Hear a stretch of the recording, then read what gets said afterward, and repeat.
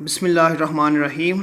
अस्सलाम वालेकुम स्टूडेंट आज हम 10th क्लास का चैप्टर नंबर फर्स्ट जो है वो डिस्कस करने जा रहे हैं, जिसका नाम है simple harmonic motion and waves. Simple harmonic motion क्या होता है बेटा, इसको समझने से पहले हम कुछ टर्म्स को डिस्कस करेंगे और उसके बाद आपको पता चलेगा कि सिंपल हार्मोनिक मोशन एक्चुअली होती क्या है। यहाँ पे ये तो समझ आता है कि ये मोशन की कोई टाइप है, तो डेफिनेटली ये मोशन ही की टाइप है, लेकिन ये कौन सी टाइप है ये हम इस चैप्टर में कुछ टॉपिक पढ़ने के बाद आपको इस बात का जो है वो कंफर्म होगा कि ये एक्चुअली है क्या चीज़। उसके बाद है एंड वेव्स। इस चैप्टर के अंदर हम वेव्स के बारे में भी डिस्कस करेंगे। वेव्स क्या होती हैं बेटा, इसका थोड़ा सा इंट्रोडक्शन 9th क्लास में चैप्टर नंबर 9 के अंदर आप पढ़ चुके हो, जिसमें हमने रेडिएशन का जिक्र किया था। हीट जब ट्रैवल होती है, ट्रांसफ़र होती है इन फॉर्म ऑफ रेडिएशन, तो वहाँ पे आपने इलेक्ट्रोमैग्नेटिक वेव्स को डिस्कस किया था। तो ये वही वाली वेव्स हैं जिनको हम आज बेस जिनकी हम इसकी पढ़ेंगे इस चैप्टर के अंदर। ठीक है जी। तो अब हमारा आज का जो टॉपिक है वो है सिंपल हार्मोनिक मोशन। बेटा सिंपल हार्मोनिक मोशन कहाँ से आया, ये वर्ड कहाँ से डिराइव हुआ है, उसके लिए हमें टाइप्स ऑफ मोशन में से वाइब्रेटरी मोशन को डिस्कस करना पड़ेगा। पहले 9th में आपने टाइप्स ऑफ मोशन पढ़ी थी, जिनमें लास्ट वाली टाइप थी जिसका नाम था वाइब्रेटरी मोशन। और हमने क्या कहा था, टू एंड फ्रो मोशन। आपको याद होगा कि वहाँ पे क्या था, टू एंड फ्रो मोशन। यानी कि सपोज कर लें आपके पास ये एक पार्टिकल है, ये एक ऑब्जेक्ट है जो कि इस तरह से मूव करता है कि ये यहाँ से राइट साइड पे जाता है, फिर राइट से वापस अपनी जगह पे आता है और उसके बाद दोबारा लेफ़्ट साइड पे जाता है। तो आप देखें इसने इतना एरिया कवर किया हुआ है और इस एरिया के अंदर ये परफॉर्म कर रहा है बैक एंड फोर्थ, जिसका नाम होता है टू एंड फ्रो मोशन। ठीक है, यानी कि ये ऐसा नहीं हुआ कि यहाँ से ये इधर आ गया हो या इसने अपनी जगह चेंज कर ली हो। ये अपनी जगह चेंज नहीं करता, इसने एक ख़ास पॉइंट के ऊपर, एक ख़ास लाइन के ऊपर क्या करना है, वाइब्रेट करना है। और इसकी डिफरेंट एग्जांपल हमारी लाइफ के अंदर है, 9th में हमने पढ़ा था, जिसमें पेंडुलम ऑफ क्लॉक है, जिसमें स्विंग है, झूला है, सीसा हमने पढ़ा। ठीक है बेटा। तो आज हमने इसके कुछ नए नाम डिस्कस करने हैं बेटा, जिसमें है एक तो है ओसिलेशन, वाइब्रेशन। दूसरा नाम क्या है बेटा इसका, ऑसिलेशन, या हम इसको कहते हैं ऑसिलेटरी मोशन। ठीक है बेटा, ये इनमें थोड़ा सा डिफरेंस है और वो डिफरेंस मैं आपको ये टॉपिक कंप्लीट होने के बाद बताऊंगा। ठीक है, क्योंकि अभी उसको डिफ़ाइन करना आपके लिए पॉसिबल नहीं है, उसके लिए कुछ टर्म्स ज़रूरी है। जब वो पता चल जाएंगी तो फिर हम इनको इसका डिफरेंस भी क्लियर कर देंगे, लेकिन बेसिकली ये एक ही हैं। इन दोनों में क्या होता है, ये ऑसिलेट करते हैं, यानी कि अपनी जगह से इधर जाएंगे, यहाँ से वापस आएंगे, फिर दोबारा से इधर जाएंगे। अब बेटा आपको पता है कि एक पार्टिकल जब वाइब्रेट करना स्टार्ट करता है तो ये जो जहाँ पे वो मौजूद है वो उसकी मेन पोजीशन कहलाती है। जिस जगह से उसने चलना स्टार्ट किया वो उसकी क्या है, मेन पोजीशन। उर्दू में इसको कहते हैं इब्तदाई हालत, उसकी जगह। यहाँ से वो, यहाँ पे मैंने ई लिखा हुआ है, ये एक्सट्रीम की तरफ जाता है। राइट, ये किधर जाता है, एक्सट्रीम की तरफ जाता है। और बेटा यहाँ से फिर वापस मीन पे आता है, मीन से फिर दूसरी जानब की एक्सट्रीम की तरफ आता है। तो दूसरी जानब पे मैं क्या करता हूँ, उसके ऊपर छोटा सा बार लगा देता हूँ ताकि क्लियर हो जाए कि इनमें फ़र्क किस चीज़ का है, डायरेक्शन का फ़र्क है। ठीक हो गया बेटा, यहाँ तक समझ आ गई। अच्छा जी, उसके बाद बेटा इसी ऑसिलेटरी मोशन में से कुछ पार्टिकल एक डिफरेंट टाइप की मोशन परफॉर्म करते हैं, जिसका नाम है सिंपल हार्मोनिक मोशन। जैसे कि मैंने ऊपर हेडिंग में भी लिखा हुआ है, एस किसके लिए है, सिंपल के लिए है, एच किसके लिए, हार्मोनिक, और एम जो है वो मोशन के लिए है। अब बेटा सिंपल हार्मोनिक मोशन को समझने के लिए हमें एक एग्जांपल यहाँ पे डिस्कस करनी पड़ेगी। पहले तो आप उस एग्जांपल को देखें कि उसमें क्या कुछ होता है, तो फिर जब आपको उसके पॉइंट क्लियर हो जाएंगे तो उसके बाद हम सिंपल हार्मोनिक मोशन को एंड पे डिफ़ाइन करेंगे कि एक्चुअली वो होती क्या है। ठीक है बेटा, तो ये जो हमारा टॉपिक है ये 2 या 3 लेक्चर्स में जाके ये कंप्लीट होगा।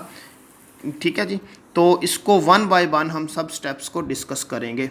हमारा टॉपिक है जी mass attach to the spring, motion of mass attach to a spring. ठीक है बेटा, इसमें क्या है, अब ज़रा गौर करें कि आपके पास एक टेबल है, हॉरिजेंटल सरफेस। क्या है जी, हॉरिजेंटल सरफेस, और इस सरफेस के ऊपर आपने एक लकड़ी का ब्लॉक रख दिया। ठीक है, यानी कि आपने टेबल लिया, टेबल के ऊपर लकड़ी का छोटा सा ब्लॉक रख दिया, और कोशिश करनी है कि जो टेबल आप यूज़ कर रहे हो उसकी ऊपर वाली सरफेस फ्रिक्शन लेस हो। मेरा मतलब कहने का ये है कि वो स्मूथ हो, वहाँ रेजिस्टेंस मिनिमम हो। आप कोई पाउडर वगैरह का इस्तेमाल कर सकते हैं ताकि वो इजीली मूव कर सके वहाँ पे। अब करना क्या है कि इस मैश का एक हिस्सा, एक साइड इसकी स्प्रिंग के साथ अटैच कर देनी है, और स्प्रिंग के दूसरे हिस्से को आपने किसी सपोर्ट के साथ बांध देना। ठीक है बेटा, तो अब ये क्या होगा, ये इसकी मेन पोजीशन है, ये रेस्ट में है, ये अपनी ओरिजिनल जगह पे मौजूद है। राइट, अब नेक्स्ट स्टेप देखें आपने क्या करना है बेटा। आपने ये करना है कि इसको आपने राइट साइड की तरफ यहाँ से पकड़ के ऐसे खींचना है। इससे क्या होगा, स्प्रिंग एक्सपैंड हो जाएगा। ठीक है, खिंच जाएगा ना उसमें। तो अब जो मैश है ये बेटा, इसके ऊपर मैं एम लिख देता हूँ यहाँ पे भी, और इधर भी क्या है, एम आ गया। ये मैश है, ये चेंज नहीं करना आपने, ये वही रखना है। तो इसको आपने खींच के इस जगह पे ले आए। राइट, यहाँ तक आप इसको लेकर आए हो तो इसका नाम क्या है, एक्सट्रीम पोजीशन। जहाँ पे ये था वो जगह थी इसकी मेन पोजीशन की, और जहाँ पे आप इसको लेकर आए हो वो क्या कहलाएगा, एक्सट्रीम पोजीशन, इंतहाई हालत है। अब आपने इसको छोड़ देना है। आपका काम क्या था, मैश को पकड़ के खींचा और खींचने के बाद छोड़ दिया। अब आपको पता है मैश क्या करेगा, मैश बेटा वाइब्रेट करना स्टार्ट कर देगा। ठीक है, एक कॉमन सी बात है ये। राइट, अब देखें ज़रा, ये यहाँ से यहाँ जाएगा। ये बेटा एक मैंने इसकी पहली पिक्चर दिखाई, ये दूसरी दिखाई, ये तीसरी दिखाई। मैश यहाँ से इधर पहुँच गया और इधर से वापस वहाँ दूसरी तरफ जाएगा। ये क्यों जाएगा, इसको भी हम डिस्कस करते हैं। फिर बेटा वापस इधर आएगा, यानी कि ये आपको पता है इस बात का कि फॉर एग्जांपल ये आपके पास मैश है, ये यहाँ पे था, इसने इस तरह से क्या करना शुरू कर देना है, वाइब्रेट करना शुरू कर देना है। ठीक हो गया। अब ये वाइब्रेट क्यों करता है, इसकी डिफरेंट रीज़न है हमारे पास, तो हम इसकी डिफरेंट स्टेप्स को देखते हैं ज़रा यहाँ पे।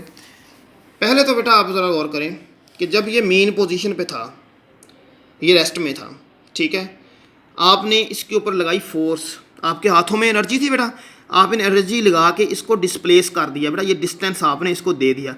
वही एनर्जी इस स्प्रिंग के अंदर स्टोर हो गई एज आ, उसको क्या बोलेंगे बेटा, इलास्टिक पोटेंशियल एनर्जी। वो स्प्रिंग में क्या होगी, वो उसमें स्टोर हो गई। ठीक हो गया जी। अब क्या होगा, आपने इसको छोड़ देना।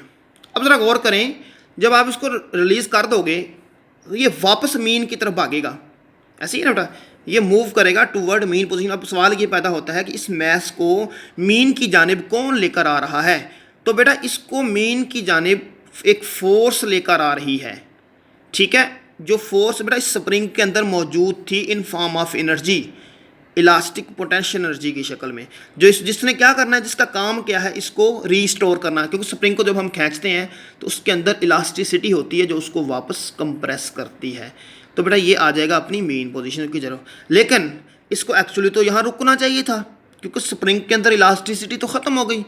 लेकिन बेटा जो कि मैस मौजूद है, इट मीन उसमें इनर्शिया मौजूद है। जब उसमें इनर्शिया मौजूद है तो वो अपनी इनर्शिया की वजह से वापस जाएगा टूवर्ड, वापस बेटा किधर जाएगा, टूवर्ड दूसरी जानिब की जो एक्सट्रीम पोजीशन है, वो इस साइड पे एक्सट्रीम पे चला जाएगा। अच्छा, यहाँ पे स्प्रिंग दोबारा से कंप्रेस हो गया हुआ है, तो स्प्रिंग कंप्रेस होने की वजह से स्प्रिंग क्या होगा, फिर से एक्सपैंड होगा और दोबारा मीन पे नहीं रुकेगा, किधर जाएगा, एक्सट्रीम की तरफ चला जाएगा। तो ऐसा करने से यहाँ पे क्या होगा, ये बार बार ऑसिलेट करता रहेगा। यहाँ पे दो चीज़ें आप गौर करें, एक तो बेटा ये एक्सट्रीम से मीन की तरफ क्यों जाता है, बेटा एक फोर्स उसको लेकर जा रही है जिसका नाम है रीस्टोरिंग फोर्स। ये नीचे मैं डिफाइन करता हूँ उसको, उसका नाम क्या है, रीस्टोरिंग फोर्स। अब दूसरी बात ये है कि मीन से एक्सट्रीम की तरफ वो क्यों जाता है, मीन से एक्सट्रीम की तरफ वो इसलिए जाता है क्योंकि उसके अंदर इनर्शिया मौजूद है, वो इनर्शिया उसको वापस एक्सट्रीम की तरफ लेकर आएगा। तो यूं यूं बॉडी एक्सट्रीम पे होगा तो वो मीन की तरफ कब जाएगा, जब उस पर रीस्टोरिंग फोर्स एक्ट करेगी। और एक्सट्रीम से मीन की तरफ वो कब आएगा, अपने इनर्शिया और मोमेंटम की वजह से। ठीक है बेटा। अब ज़रा देखें कि वो कौन सी फोर्स है जो उसको यहाँ पे लेके आ रही है। उसका नाम बेटा क्या है? Restoring force. A restoring force always push or pulls the object performing oscillatory motion toward the mean position। Restoring force वो फोर्स है जो क्या करती है बेटा, बार बार जो बेटा क्या करती है, बार बार बॉडी को मेन पोजीशन की तरफ जो है वो पुश करती है या पुल करती है। अब आप ज़रा पिक्चर में देख सकते हो कि जब बॉडी एक्सट्रीम पे था इधर, तो इसको यहाँ कौन लेके गया? ये फोर्स बेटा रीस्टोरिंग फोर्स, ठीक है, जो इलास्टिसिटी की वजह से होगी। और जब ये दूसरी तरफ था तो इसको यहाँ पे मीन की तरफ कौन लेकर गया? ये है ना मीन पोजीशन बेटा, तो इसको यहाँ कौन लेकर गया? दोबारा से रीस्टोरिंग फोर्स बेटा यहाँ से लेकर गई। तो ये जो बॉडी है ये क्या परफॉर्म कर रहा है? ये वाइब्रेटरी मोशन परफॉर्म कर रहा है या ऑसिलेटरी मोशन परफॉर्म कर रहा है बेटा। तो इन दोनों सिचुएशन में क्या होगा कि बार बार रीस्टोरिंग फोर्स इसको लेकर आ रही है टूवर्ड मीन पोजीशन, और रीस्टोरिंग फोर्स और इनर्शिया की वजह से ये जो मैस है जो कि स्प्रिंग के साथ अटैच है, ये बेटा परफॉर्म करेगा क्या चीज़? ऑसिलेटरी मोशन या वाइब्रेटरी मोशन। तो आज का टॉपिक बेटा यहाँ पे कंप्लीट होता है। कल हम इसके डिफरेंट पॉइंट्स को डिस्कस करेंगे कि इस मोशन के दौरान और कौन कौन सी चीज़ें हैं जो हमने पढ़नी है इस टॉपिक के अंदर।